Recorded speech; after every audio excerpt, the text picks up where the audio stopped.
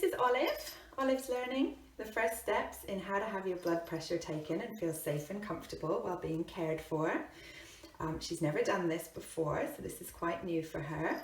And she's free to leave at any time, but we're going to start teaching her those first steps because she's 6 now, and it's recommended that cats over the age of 7 have their blood pressure monitored at least once a year, and ideally twice. And so I want her to feel really comfortable when that time comes. So we're going to start by clicking for calm acceptance of her paw being touched. Because when we're taking blood pressure, we lift the paw, we hold the paw, we manipulate the paw, we put a cuff around it, we put our Doppler on it, we puff the cuff up, we hold it for a protracted amount of time, and it's a lot to ask for a cat who's never experienced that kind of thing before. This could just as easily be any paw or also a tail. So I'm simply clicking when my hand is on her paw, and if she calmly accepts it, she gets her treat, and we're all good. So this is passive handling. She gets touched, she's comfortable with it, she gets rewarded. Good girl. Nice. So then we can build the duration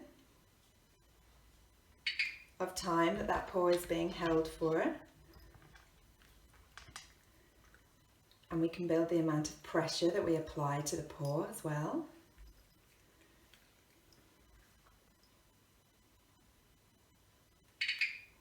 So I'm waiting a second or two before I click now. You'll notice I haven't tried to pick the paw up yet. It's too early for that. She's not ready for that.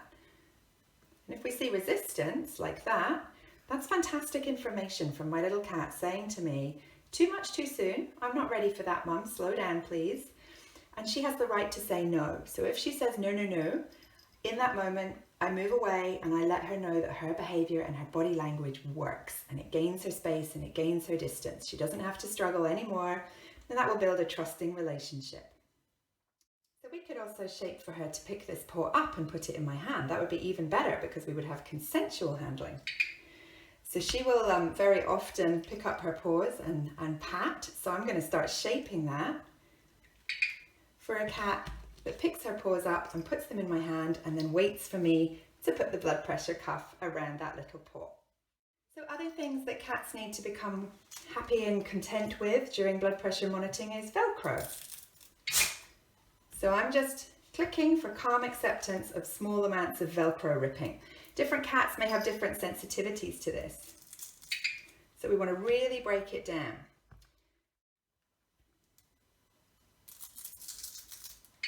Because she's finding this easy, I'm doing a little more ripping. But if it was a cat who was particularly noise sensitive or who was worried about Velcro, you would do less and you would take it slower.